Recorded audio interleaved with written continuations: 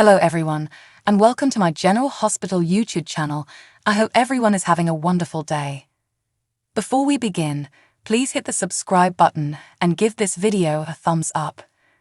Today at General Hospital, Marshall discovers why he was misdiagnosed. Nina seeks Ava's assistance once more. Diane devises a strategy to reclaim Alexis' legal license, and Tracy and Sunny share an intimate moment. Please keep in mind that if you click on a link in this story and make a purchase, we may gain a small commission.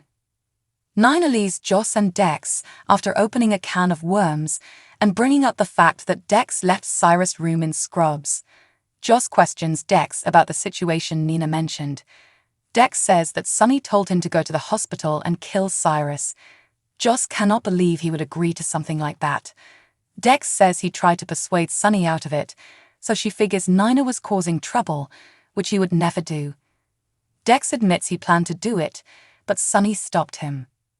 Joss discovers this was the night Adam was in the hospital, and she thought she was lucky to have him with her that night, but he was there to kill Cyrus. Joss wonders whether he means to tell her that if Sunny hadn't intervened, he would have killed Cyrus. Dex admits he would have. Joss inquires, "Who are you?" Dex claims Sunny handed him an order, and he saw no way out. He thinks it was a test, and he's delighted Sunny changed his mind. Joss claims he crossed a line she didn't believe possible, and she doesn't recognize him. She claims that this was not the same as being shot at by men with firearms. It was a vulnerable old man in a hospital, and she is troubled by his willingness to kill someone. He claims he has killed previously. She knows he has, and she has put him on a pedestal in her mind, never thinking he would be all right with something like this. She cries, since this has changed everything, and she can't do it anymore. Joss storms out on Dex. Dex takes out a bottle of alcohol, stops, and then calls the police non-emergency number. Trina begins to work at the gallery, and one of the artists inspires her to think about Paris. Ava is concerned that her presence is not now beneficial to Trina. Trina isn't sure what will assist her. Ava reminds Trina that she needs to give herself time to get through this. An upset, Nina arrives, hoping Ava will have time to talk. Trina excuses herself, and Nina relies on Ava to assist her get to Sunny. Ava admits that her timing is off right now, and that distracting him away from Dante will not look good. Nina sobs, wishing she could be there to support him and help him get through this.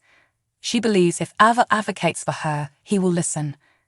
Trina interrupts and announces that a late shipment is on its way. An upset Ava requests that Trina wait for her to depart before locking up. Trina is concerned that something is awry. Ava says she will be okay, and she and Nina leave. Later, Joss enters in tears, and Trina wonders if it's Dante. Joss insists it isn't. Trina tells her to take a breath or she'll start crying with her. Joss admits that she felt nothing could change her feelings love Dex, but she was mistaken. What he accepts, she rejects, and what he can tolerate, she cannot and will not. Trina embraces her pal. Diane tells the invader that the state legal board did not pursue Alexis until the medical board approached them about Neil's situation. Alexis wonders what this has to do with her. Diane discusses the facts and evidence that led to Alexis' disbarment and questions why she did not fight for herself. Alexis claims it was true, but Diane considers it irrelevant. She was entitled to present a defense. Alexis speculates that at the time, she did not believe she had anything to fight for. Diane advises her to shake it off since working here isn't working for her, and they need to get her out. Diane recalls Alexis not being at her best and drinking, and she believes there is bias because the medical community despises attorneys more than anything else, and she is a female lawyer. Diane makes some calls to determine the next steps, and she must submit a few appeals to reach the highest courts. Alexis wonders why she abandoned her career to save Niels again. Diane says this because she is a rescuer and her own worst enemy. Alexis hopes she isn't that person anymore, but she still supports the underdog. Diane wants her to root for herself, so she'll start the process. She also advises Alexis to avoid sleeping with doctors and instead opt for attorneys. Finally, Diane says, "Get rid of that gossip columnist who came after me." Marshall is perplexed at Kevin's office at the hospital as to why he was misdiagnosed and whether he needed to be mentally ill to feel the way he did at the time. Kevin informs him that he has just diagnosed his misdiagnosis. Kevin says that medicine has come a long way since its inception, but has made numerous mistakes along the way. Psychiatry is a relatively new field that has had several difficulties. He claims scientists like to be correct, and at the time of his diagnosis, they were still debating what mental illness was and what normal was. Back then, the control group for normal was white, educated, and church-going individuals, and if you were not one of them and couldn't present in a certain way, you were considered a problem, a sickness. Kevin goes on to say that back then, stubborn, furious young black males were labeled as schizophrenia, even if they were not. People believed that institutions like the government were out to get them, which was a major symptom of the sickness at the time. Marshall recalls being terrified back then, and he believed something was wrong with him, which is why he sought therapy. Kevin believes the drugs he was provided exacerbated his condition.